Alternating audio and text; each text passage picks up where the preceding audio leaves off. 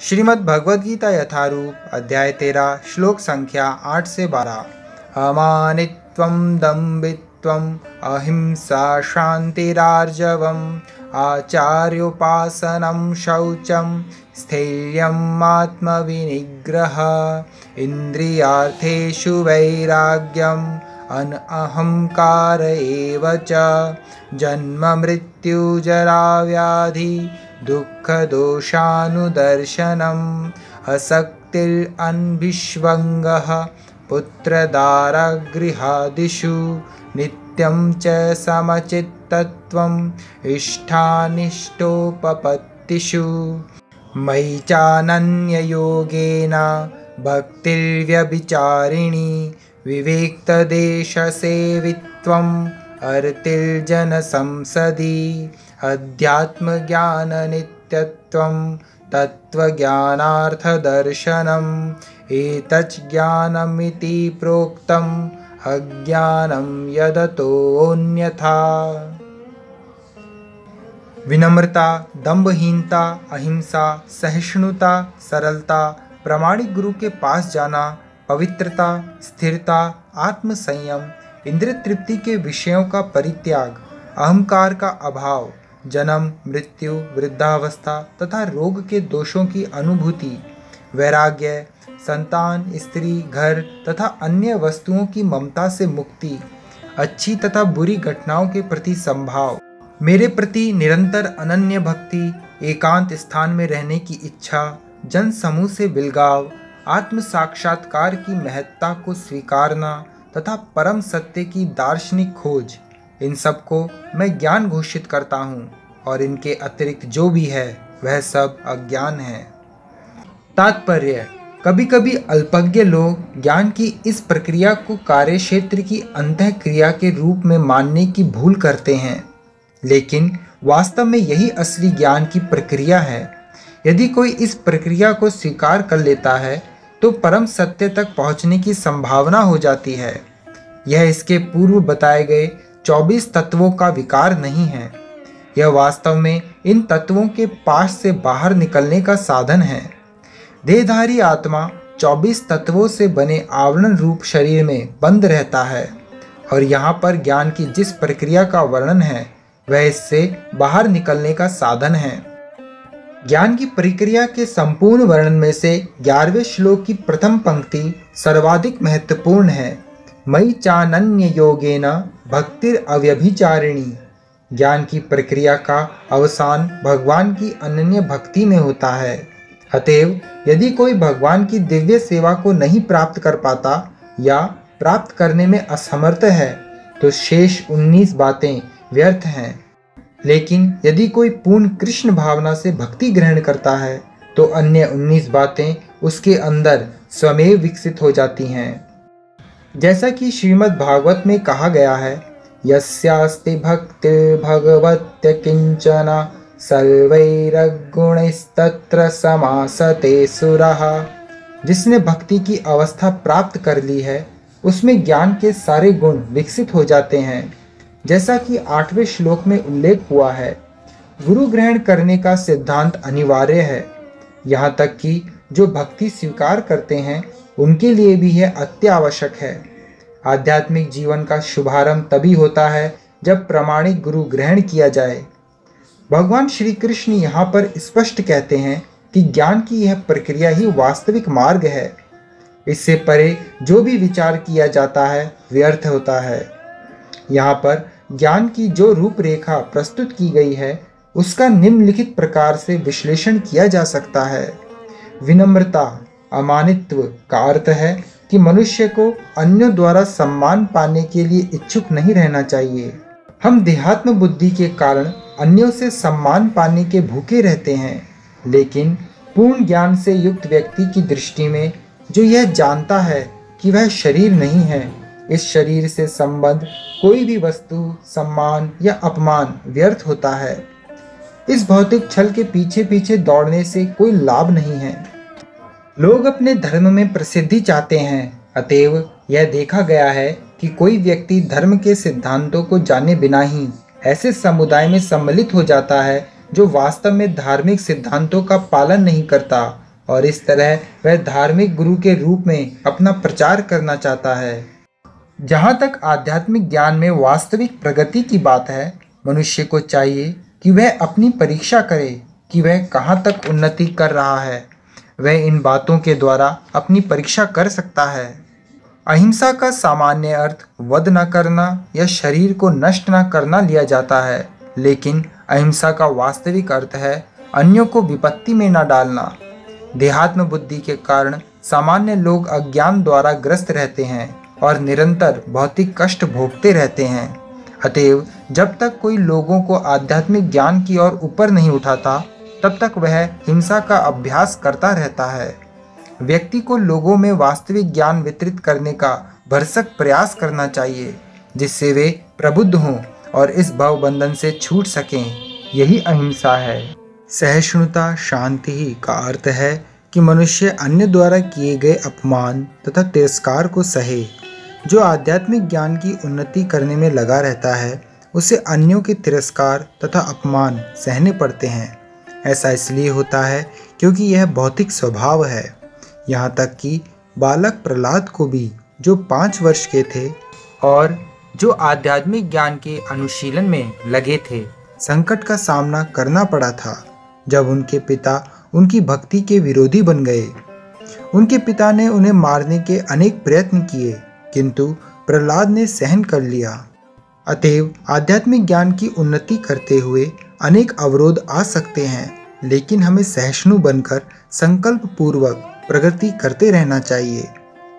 सरलता आर्जवम का अर्थ है कि बिना किसी कूटनीति के मनुष्य इतना सरल हो कि अपने शत्रु तक से वास्तविक सत्य का उद्घाटन कर सके।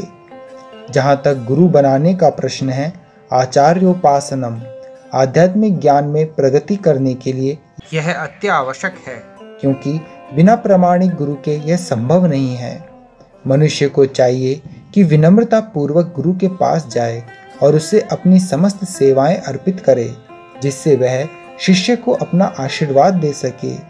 क्योंकि प्रामाणिक गुरु कृष्ण का प्रतिनिधि होता है, अतएव यदि वह शिष्य को आशीर्वाद देता है तो शिष्य तुरंत ही प्रगति करने लगता है, भले ही वह विधि विधानों का पालन न करता रहा हो।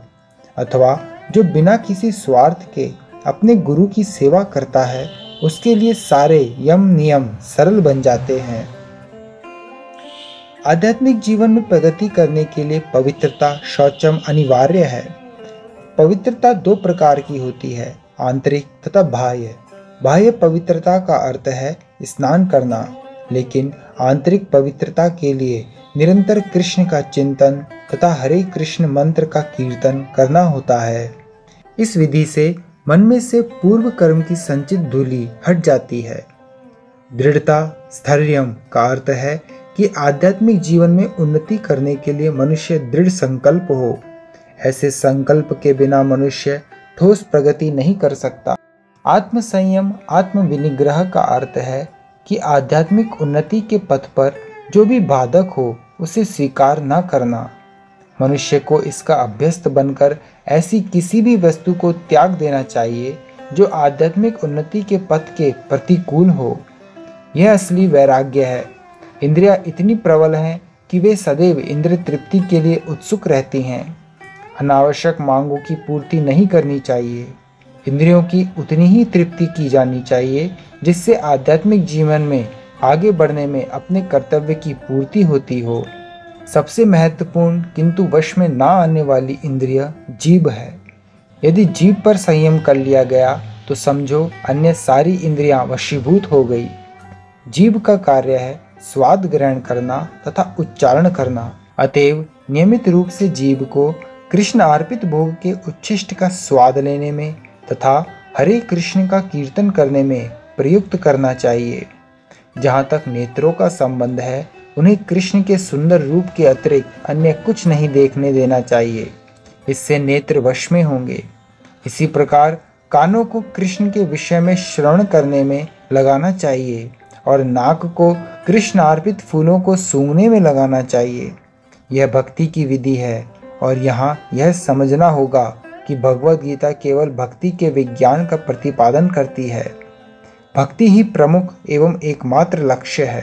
भगवद गीता के बुद्धिहीन भाष्यकार पाठक के ध्यान को अन्य विषयों की ओर मोड़ना चाहते हैं, लेकिन भगवद गीता में भक्ति के अतिरिक्त अन्य कोई भी विषय नहीं है। मिथ्या अहंकार का अर्थ है इस शरीर को आत्मा मानना। जब कोई यह जान जाता है कि वह शरीर नहीं अपितु आत्मा है, तो वह वास्तविक अहंकार को प्राप्त होता है। अहंकार तो रहता ही है, मिथ्या अहंकार की भर्त्सना की जाती है, वास्तविक अहंकार की नहीं। वैदिक साहित्य में कहा गया है, अहम ब्रह्मास्मि, मैं ब्रह्म हूँ, मैं आत्मा हूँ, मैं हूँ ही आत्मभाव है, और यह आत्म साक्षात्कार की मुक्त अवस्था में भी पाया जाता है। मैं हूँ का भाव ही अहंकार है, लेकिन जब मैं हूँ भाव को मिथ्या शरीर के लिए प्रयुक्त किया जाता है तो वह मिथ्या अहंकार होता है। जब इस आत्मभाव स्वरूप को वास्तविकता के लिए प्रयुक्त किया जाता है तो वह वास्तविक अहंकार होता है। ऐसे कुछ दार्शनिक हैं जो ये कहते हैं कि हमें अपना अहंकार त्यागना चाहिए, लेकिन हम अपने अहंकार को त्यागे कैसे? क्योंकि अहंकार का अर्थ है स्वरूप, लेकिन हमें मिथ्या देहात्म बुद्धि का त्याग करना ही होगा। जन्म, मृत्यु, जरा तथा व्याधि को स्वीकार करने के कष्ट को समझना चाहिए। वैदिक ग्रंथों में जन्म के अनेक वृत्तांत हैं। श्रीमद् भागवत में जन्म से पूर्व की स्थिति, माता के गर्भ में बालक के निवास, उसके कष्ट आदि का सजीव वर्णन हुआ है। यह भलीभांति समझ लेना चाहिए कि जन्म बहुत कष्टपूर्ण है, क्योंकि हम यह भूल जाते हैं कि माता के गर्भ में हमें कितना कष्ट मिला है। अतएव हम जन्म तथा मृत्यु की पुनरावृत्ति का कोई हल नहीं निकाल पाते। इसी प्रकार मृत्यु के समय भी सभी प्रकार के कष्ट मिलते हैं, जिनका उल्लेख प्रामाणिक शास्त्रों में हुआ है। इनकी विवेचना की जानी चाहिए। जहाँ तक रोग तथा वृद्धावस्था का प्रश्न है, सबों को इनका व्यवहारिक अनुभव है। कोई भी रोगग्रस्त नहीं होना चाहता, कोई भी बूढ़ा नहीं होना चाहता, लेकिन इनसे बचा नहीं जा सकता। जब तक हम जन्म, मृत्यु, जरा तथा व्याधि के दुखों को देखते हुए इस भौतिक जीवन के प्रति निराशावादी दृष्टिकोण नहीं बना पाते, तब तक आध्यात्मिक जीवन में प्रगति करने के लिए कोई प्रोत्साहन नहीं रह जाता। जहाँ तक संतान, पत्नी तथा घर के विरक्ति की बात है, इसका अर्थ यह नहीं कि इनके लिए कोई भावना ही ना हो। ये सब स्नेह की प्राकृतिक वस्तुएं हैं, लेकिन जब ये आध्यात्मिक उन्नति में अनुकूल ना हो तो इनके प्रति आसक्त नहीं होना चाहिए। घर को सुखमय बनाने की सर्वोत्तम विधि कृष्ण भावनामृत है। यदि कोई कृष्ण भावनामृत से पूर्ण रहे तो वह अपने घर को अत्यंत सुखमय बना सकता है, क्योंकि कृष्ण भावनामृत की विधि अत्यंत सरल है। इसमें केवल हरे कृष्ण कृष्ण कृष्ण हरे हरे, हरे राम राम राम हरे हरे का कीर्तन करना होता है। कृष्ण अर्पित भोग का उच्चिष्ट ग्रहण करना होता है। भगवद गीता तथा श्रीमद् भागवत जैसे ग्रंथों पर विचार विमर्श करना होता है और अर्चा विग्रह की पूजा करनी होती है।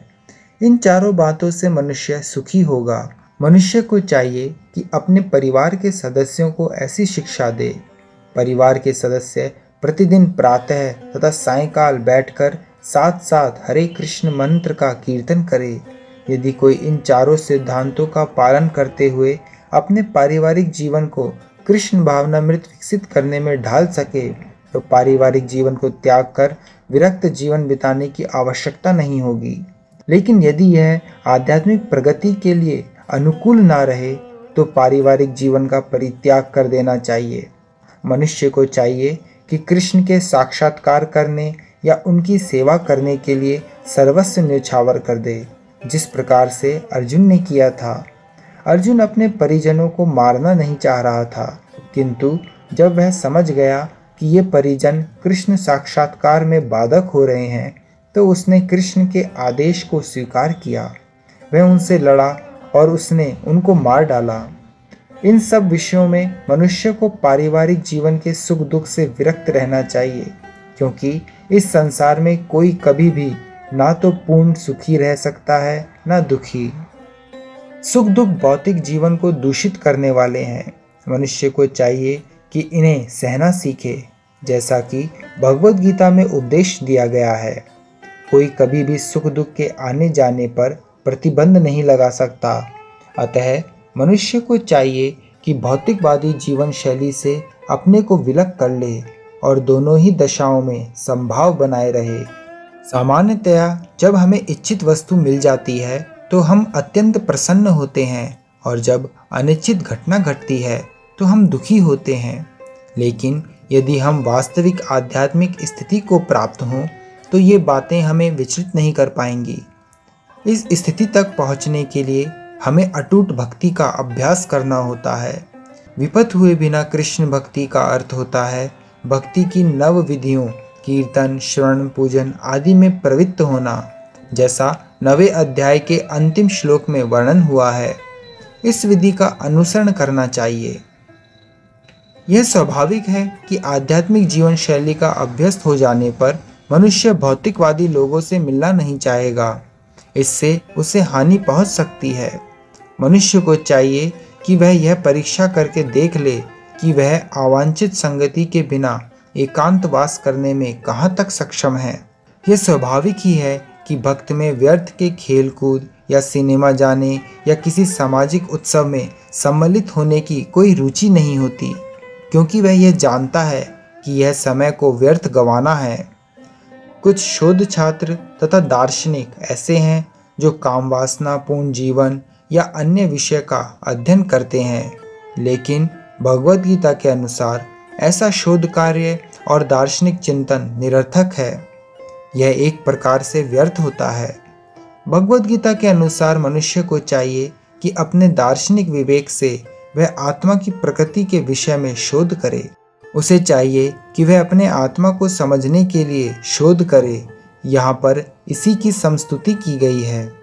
जहाँ तक आत्म साक्षात्कार का संबंध है, यहाँ पर स्पष्ट उल्लेख है कि भक्ति योग ही व्यवहारिक है। जो ही भक्ति की बात उठे तो मनुष्य को चाहिए कि परमात्मा तथा आत्मा के संबंध पर विचार करे। आत्मा तथा परमात्मा कभी एक नहीं हो सकते, विशेषतया भक्ति योग में तो कभी नहीं।